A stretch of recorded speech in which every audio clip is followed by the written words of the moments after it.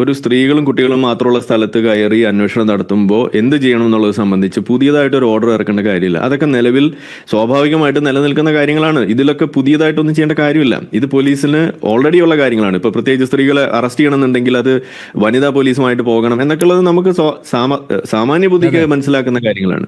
അപ്പൊ ഇവിടെ അത്തരത്തിലുള്ള നിയമങ്ങൾ വരെ കാറ്റിൽ പറത്തുന്ന രീതിയിൽ പാതിരാത്രിക്ക് വന്ന് വാതിൽ മുട്ടുന്ന രീതിയിലേക്ക് കാര്യങ്ങൾ പോകുമ്പോൾ ഇത് ഒരു ഭീതിയുടെ അന്തരീക്ഷം ഉണ്ടാക്കുകയാണ്. ഒന്നാമത് 6 വർഷമായിട്ട് അവർ മര്യാദയ്ക്ക് ഉറങ്ങാൻ പറ്റാത്ത ആളുകളാണെന്നാണ് ഇതിൽ നിന്ന് കാണുമ്പോൾ മനസ്സിലാവുന്നത്. ഇതിനൊരു പരിഹാരം കാണുന്നതിന് വേണ്ടിയിട്ട് അവർ നടത്തി വരുന്ന സമരത്തിലേക്ക് ഇത്തരത്തിലൊരു കുൽസിത ശ്രമം ഇതുപോലെ ഭീകരവാദത്തിന്റെ ആളുകൾ നടത്തുന്നുണ്ട് എങ്കിൽ അത് കണ്ടെത്തേണ്ട ബാധ്യത സ്റ്റേറ്റിനുണ്ട്.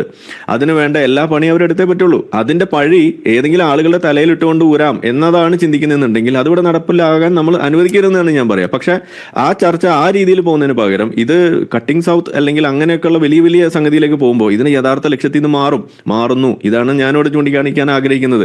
പക്ഷേ ഇവിടെ നമ്മൾ പറയുന്നു ഇതിൽ കൃത്യമായിട്ട് ഈ പകല് ചുമപ്പും രാത്രി പച്ചയുമാകുന്ന ഈ പ്രതിഭാസം ഉള്ളത് കൊണ്ട് അതിന്റെ സാന്നിധ്യം ഇവിടെ ഒരു വലിയ തോതിൽ സംശയിക്കത്തക്കതായിട്ടുള്ള ഒരു അവസ്ഥ ഇവിടെ ഉണ്ട്. അത് കൃത്യമായിട്ട് അന്വേഷിക്കണം.